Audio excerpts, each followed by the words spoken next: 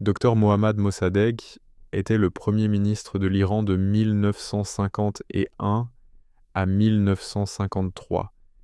Avant cela, en tant que membre du Parlement, il avait présenté la loi sur la nationalisation de l'industrie pétrolière qui était jusque-là contrôlée par le colonialisme britannique et la British Petroleum Company. Après être devenu Premier ministre, Dr Mossadegh a mis en œuvre la loi de nationalisation du pétrole.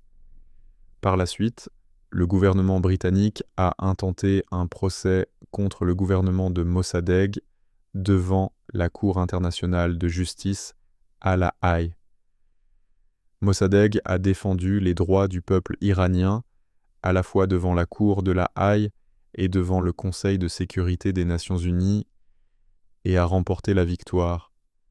Le 16 juillet 1952, Dr Mossadegh a cherché à limiter les pouvoirs du Shah dictatorial en demandant que le ministère de la Guerre ait l'autorité de nommer les commandants des 3 branches militaires soit transféré au Premier ministre, une demande que le Shah a rejetée.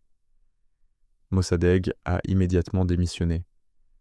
Cependant, des manifestations et des protestations de soutien à Dr Mossadegh se sont propagées dans les villes d'Iran, et bien que les forces du Shah aient tué de nombreuses personnes le matin du 21 juillet 1952 en ouvrant le feu sur les foules, la persévérance du peuple a conduit au rétablissement de Mossadegh en tant que Premier ministre, et le Shah a finalement accepté ces demandes.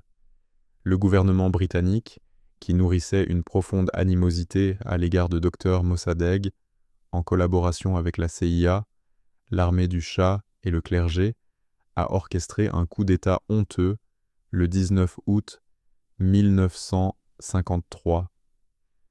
Ils ont utilisé des bandes de voyous et de hooligans pour renverser le gouvernement national de Mossadegh. Le Shah, qui avait fui l'Iran 4 jours plus tôt, a été ramené en Iran par les puissances coloniales.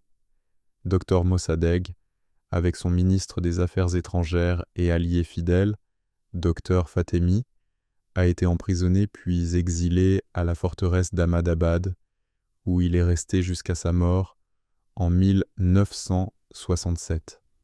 Mossadegh est commémoré comme l'un des pionniers du mouvement anticolonial du XXe siècle, qui s'est courageusement opposé au colonialisme britannique et a triomphé.